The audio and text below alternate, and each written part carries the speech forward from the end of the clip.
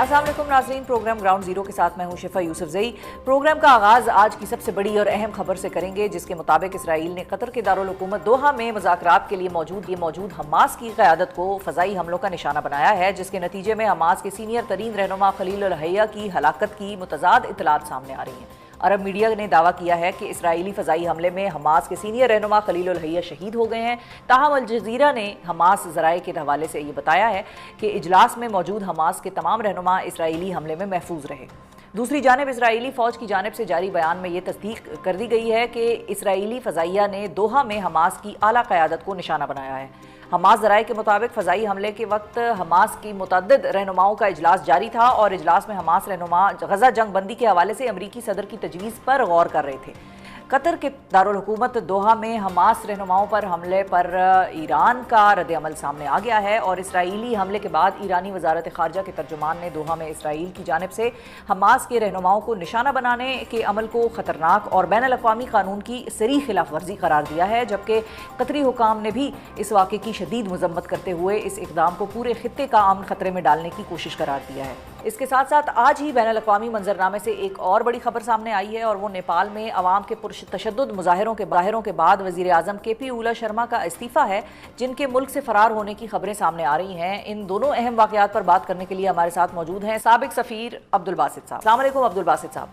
वालेकुम अस्सलाम। बहुत शुक्रिया अब्दुल बासित साहब। सबसे पहले तो ये बताइए कि इसराइल का दोहा में हमास की जो क़यादत है उस वक्त हमला करना, कि जिस वक्त वो टॉक्स कर रहे थे, वो मौजूद थे वहाँ पर, मुज़ाकरात किस्म के सारा सिलसिला चल रहा था, ये किन ख़तरनाक अज़ाइम की तरफ इशारा कर रही है ये सारी एक्टिविटी?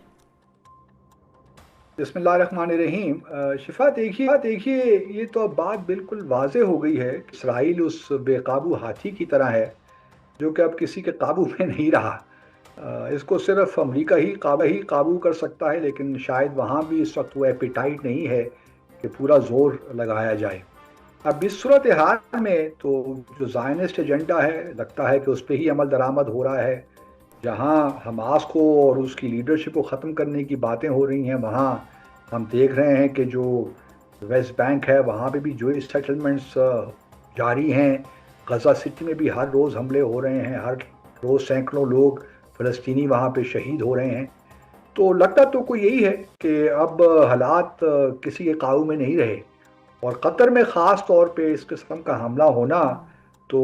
बड़ी ही खौफनाक बात है, इन द सेंस के हाल ही में जैसा कि आप जानती हैं कि प्रेसिडेंट ट्रंप सऊदी अरब, यूएई और कतर के दौरे पे थे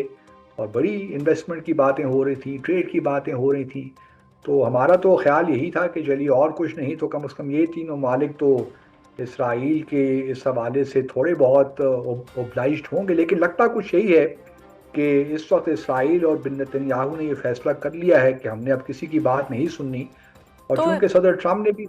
हाल में एक बयान में कहा कि मैं कुछ अब जो इसराइल करे सो करे, अब क्या कर सकते हैं। लेकिन इसराइल के हवाले से सदर ट्रंप के वो बयानात भी तो है ना रिकॉर्ड पे, कि जिसमें वो बार बार एक तो सीज़ फायर की बात करते हैं, सीज़ फायर कराने का उनको बड़ा शौक है, सो वो बार बार सीज़ फायर का क्रेडिट भी लेना चाहते हैं, वो हर जंग में इन्वॉल्वमेंट भी दिखाते हैं और वो कहते हैं भाई मैंने सीज़ फायर कराया। और यहाँ पर भी इसराइल और गज़ा फ़लस्तीन के मामले में भी उन्होंने कहा कि भाई अब मुझे यही उम्मीद है कि इसराइल इस किस्म का कोई हमला या कुछ नहीं करेगा। तो is it a failure for Trump also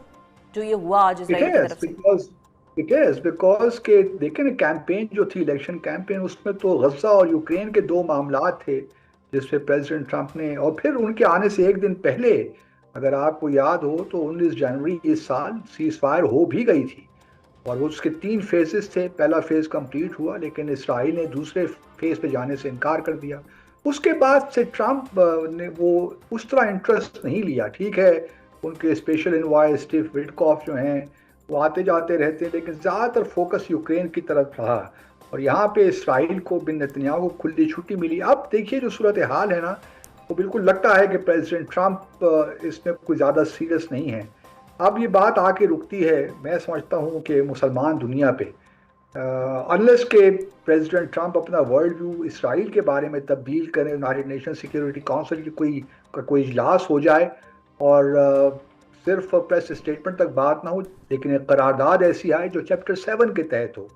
जो कि मैंडेटरी हो इसराइल की। लेकिन मुश्किल लगता है इसराइल का जो इन्फ्लुएंस है अमेरिका में مجھے نہیں لگتا کہ اسرائیل امریکہ اس قسم کی قرارداد کو آنے دے گا۔ ٹھیک ہے، اب بات آ جاتی ہے عرب دنیا پہ، عرب دنیا کو اسٹانس لے، ٹریڈ جو ہے ریلیشن سیور کرے، منقطع کرے، سفارتی تعلقات ختم کرے، تو کوئی شاید پریشر یہ بلڈ ہو سکے، پاسبل ہے باسط صاحب، یہ ہو سکتا ہے نوئنگ کہ OIC تو کچھ بھی نہیں کر سکتی اور ایک آرائشی قسم کا فورم ہے، بس میٹنگ ہوتی ہے اور اجلاس برخاست ہو جاتا ہے،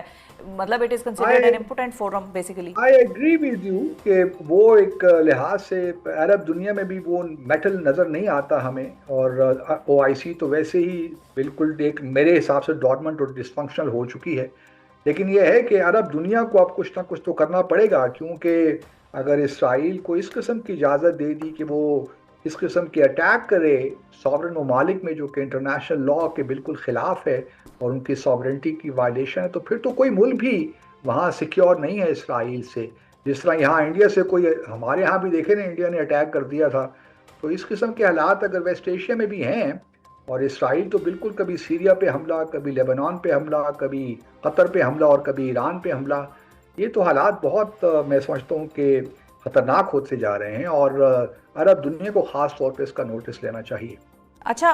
یہ بھی بتائیے عبدالباسط صاحب کہ دوحہ کی جو سوورینٹی ہے یا اس کا جو ایک تاثر تھا ایک نیوٹرل گراؤنڈ کا، کہ جہاں پر بیسیکلی تمام مسائل حل ہو سکتے تھے، میڈیشن ہوتی تھی، اگر ہم انخلا کی بات کریں امریکہ کی، تو طالبان اور امریکہ کے جو مذاکرات تھے یا جو ٹاکس ہوئی تھیں وہ بھی دوحہ میں ہوئیں، پھر اس کے بعد اس وقت بھی وہ ٹاکس چل رہی تھیں جب کہ یہ حملہ ہوا، تو یہ جو سیف نیوٹرل گراؤنڈ کا کانسیپٹ ڈیولپ کر رہا تھا قطر کے حوالے سے، وہ کتنا ڈیمیج ہوا اس حملے سے؟ دیکھیے قطر کا جو ریسنٹ پاسٹ اگر آپ دیکھیے، اس سے تھوڑا پہلے 10-15 سال پہلے چلے جائیے، تو قطر کا ذرا ورلڈ ویو ڈفرنٹ رہا ہے as compare to other Gulf countries. یہ اخوان المسلمون کو بھی یہ سپورٹ کرتے رہے، پھر جو ایجپٹ میں تبدیلی آئی، مورسی کی حکومت آئی، اس کو بھی سپورٹ کیا، باقی عرب ممالک اس کے حق میں نہیں تھے، اور اسی وجہ سے آپ کو یاد ہوگا کہ سعودی عرب اور UAE وغیرہ نے اکنامک بلاکیڈ بھی کیا تھا قطر کا۔ اسی طرح حماس کے بارے میں بھی عرب دنیا جو تھی وہ کوئی اتنی زیادہ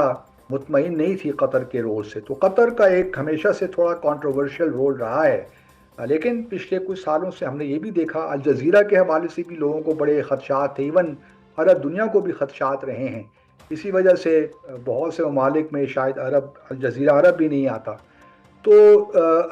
قطر نے پچھلے کچھ سالوں سے کوشش کی ہے کہ دوحہ کو ایک جنیوا کے طور پہ ایک ڈیولپ کیا جائے، یہاں پہ اس طرح آپ نے کہا افغانستان کے حوالے سے ہی مذاکرات ہوتے رہے، حماس اور اسرائیل کے درمیان بھی یہاں پہ مذاکرات ہوتے رہے، لیکن بہرحال یہ سب چیزیں بے معنی ہو جاتی ہیں جب اسرائیل کے اپنے جو انٹینشنز ہیں، جو ڈیزائنز ہیں، وہ اب بڑے واضح ہو گئے ہیں کہ وہ ایک گریٹر اسرائیل کی بات کر رہے ہیں، زائنسٹ ایجنڈا کی بات کر رہے ہیں، وہ مذاکرات میں قطعاً کوئی دلچسپی نہیں رکھتے، اسی وجہ سے وہ مذاکرات میں پہلے جو ہوئے تھے اس کو انہوں نے سیز فائر کو ایکسیپٹ نہیں کیا، اس پہ عمل درآمد نہیں کیا، تو اب کجا یہ مذاکرات تو سارا ہی ٹھیک ہے میرے خیال میں۔